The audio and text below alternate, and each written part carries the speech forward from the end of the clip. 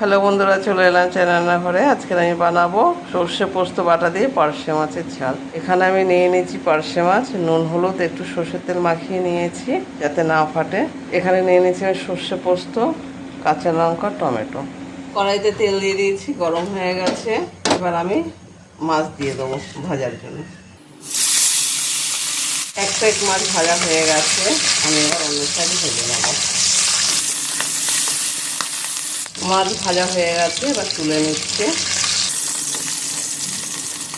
কড়াইতে এবার দিয়ে দিচ্ছি কালো জিরে ফোড়ন, বেটে রাখা সর্ষে। এবার এতে দিয়ে দেবো হলুদ গুঁড়ো, স্বাদ মতো লবণ, টমেটো কুচি দিয়ে এবার ভালো করে কষিয়ে নেব। মশলার গা দিয়ে তেল ছেড়ে দিয়েছে, মশলা কষানো হয়ে গেছে। আমি এবার এতে দিয়ে দেবো পরিমাণ মতো জল।